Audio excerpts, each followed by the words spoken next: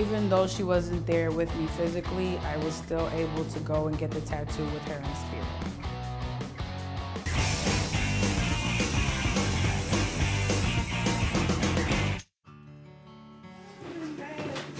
My name is Ingrid. I'm a dental assistant in Chicago. My son is 11 years old and his name is Desani, and I have tattoos. The first one, the I is the initial, for Ingrid. The S is for my best friend, Chantel, and she's currently in the Navy now, but she was stationed out in Philadelphia in 2008, and she's been harassing me since high school to get a tattoo, and I wouldn't.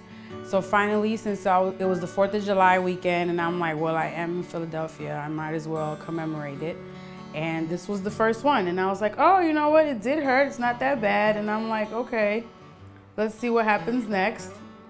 Which leads into the second tattoo, because my best friend at the time, it was my son's aunt, she also was heavily tattooed. And she was kind of jealous that I didn't get the first one with her because we've talked about it for a long time. So I was just like, oh, we're gonna do it. I was like, before the summer's over, we're gonna get it done. Everything is cool. And then about 3 weeks after that, she passed away. She was 23. You don't think about when you tell somebody, yeah, we'll just do it next week. You don't think about, well, you know what, next week they might not be here. It just opened my eyes to a lot of things. And it was just like, oh my gosh, literally, she wasn't like walking down the street and got hit by a truck. It was just, she got sick, so it really hit me hard, like, wow, you literally don't know what can happen. So my whole thing is, whenever I leave this earth, I want people to always remember she always did what she said she was gonna do. She never, went backwards on her word or anything like that. Like, that really opened my eyes to, you have to do everything when you have the time. So we promised each other that we would do it, but then, she passed away. So I still fulfilled my end of the promise and got the tattoo in remembrance of her. Her name is Toya, and then I just put rest in peace at the bottom.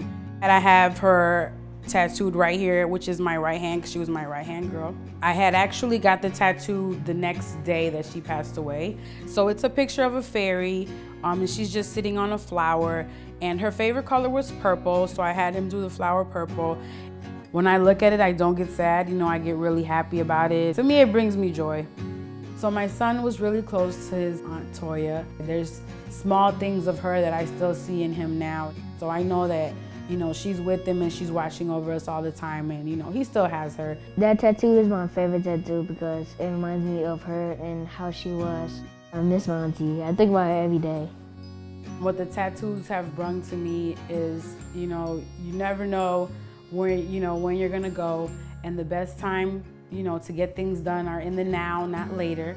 I use my tattoos as kind of a lesson learned and try to teach everybody else, don't wait until whenever to get stuff done. Just do it now, because we don't do it now, then we're never gonna get a chance, and then it's always the would've, could've, and should've that always, take away from the good things that you could have done in life.